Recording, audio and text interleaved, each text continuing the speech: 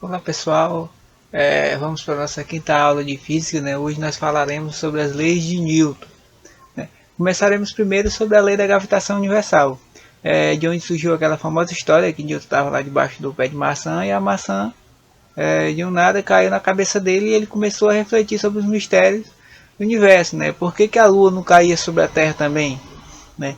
Ou por que elas não se chocavam, uma caía sobre a outra? E a partir daí, né, ele começou a observar o espaço e em cima das leis, né, de Johann Kepler, um alemão que desenvolveu a gravitação universal também, ele trabalhou nisso. Ele, em cima desses experimentos matemáticos, ele conseguiu desenvolver, né, a lei da gravitação universal que conhecemos hoje. Né? Johann Kepler, ele, na época, ele descreveu as trajetórias da Lua, né, a trajetória da Terra ao redor do Sol em órbitas elípticas. Então, Newton pegou esse gancho aí e desenvolveu a lei da gravitação universal.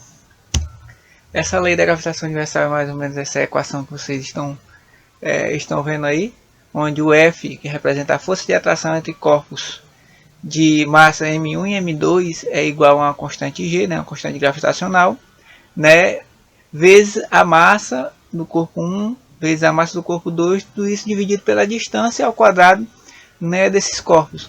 Ou seja, no caso da Lua e a Terra, por conta dessa gravidade, né, eles têm massas diferentes, e por conta dessa gravidade eles não se chocam, porque eles ficam ali, né, nessa interação, né, com essa mesma velocidade.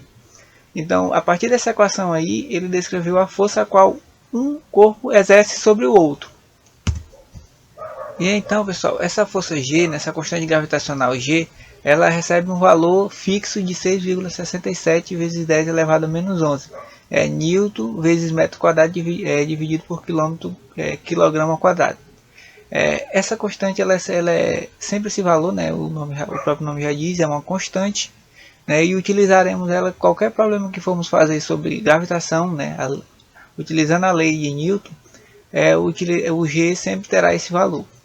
Agora, partindo desse ponto, Newton desenvolveu outras leis que são mais bem conhecidas, que são as famosas três leis de Newton, na qual a primeira lei nos diz, né, que é o princípio da inércia. Você já deve ter ouvido falar, né? Um corpo em repouso tende a permanecer em repouso, ou em movimento tende a permanecer em movimento retilíneo uniforme, né? Por exemplo, você está ali, essa imagem, pequena imagem aqui, o rapaz aqui dentro do caminhão, o caminhão está parado e ele está parado também dentro do caminhão. E a partir de um momento o caminhão começa a se movimentar, ou seja, a sua velocidade vai ser maior que zero. O que acontece com o rapaz que está dentro do caminhão? Você já deve ter passado por essa situação dentro de ônibus ou algum outro veículo. Ele é empurrado para trás. Por quê? Ele estava em repouso. E como a lei diz, se eu estou em repouso, a minha tendência é permanecer em repouso. Só que um segundo corpo começou a se movimentar, a qual eu estava. Por que eu fui para trás? Porque eu estava em repouso. A minha tendência era permanecer naquele local ali, independente se o caminhão se movimentasse.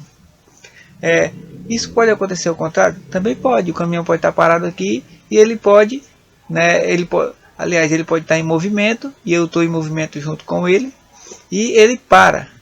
Então, o que acontece no momento que ele para bruscamente? Eu vou para frente, né, de uma forma bem brusca. Por que isso? Porque a lei também diz, se eu estou em movimento, a minha tendência é permanecer em movimento. Daí surgiu a ideia do cinto de segurança nos carros. No momento que eu estou ali em um veículo, pilotando um veículo, eu paro bruscamente ou algum impacto causa a minha parada. O que acontece com o motorista? É arremessado para frente. Se ele não tivesse em segurança, ele é arremessado de uma forma bem agressiva para frente e, como a gente pode ver em outros noticiários, né, ocasiona um acidente bem mais grave. Isso é as leis de Newton, né? A primeira lei de Newton, que ela nos fala. Terceira lei de Newton. Aí você pode falar, professor, mas por que a gente viu a primeira e agora a terceira? Didaticamente, uma ordem bem aceitável para que se aprenda as leis de Newton. E a terceira lei de Newton nos fala que é o princípio da ação e reação. Ou seja, toda ação ela requer uma aceleração com a mesma, o módulo, né, o módulo da força é igual, direções iguais, mas o sentido é oposto. Ou seja, essa imagem que nós temos aí, uma moça está empurrando a parede, né? Digamos que a força que ela esteja usando aqui é 5 newtons, só que a parede não se movimenta, e nem a parede não se movimenta para lá. Só que por conta disso, a parede também está exercendo uma força de 5 newtons sobre a garota. Então as forças estão se anulando, né? Porque ela ofereceu 5 newtons, a parede 5 newtons também, e elas estão em repouso. Isso é a lei da ação e reação. Pode acontecer o contrário? Pode. Um exemplo bem bacana também é você chutar uma bola. Sei lá, no seu futebol, você chuta aquela bola lá, né? Você aplicou uma força de 10 newtons na bola, ela vai aplicar outra força de 10 newtons no seu pé. Como ela não estava fixa em nenhum ponto, ela adquiriu velocidade, né? E se você perceber, quando você chuta, o seu pé também ele recebe uma força para trás. É uma pequena força, uma força de reação, a qual a bola oferece sobre o seu pé.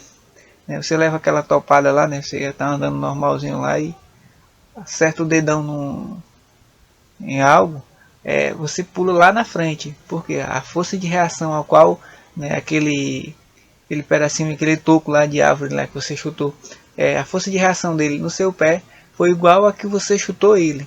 Então só foi em sentido contrário.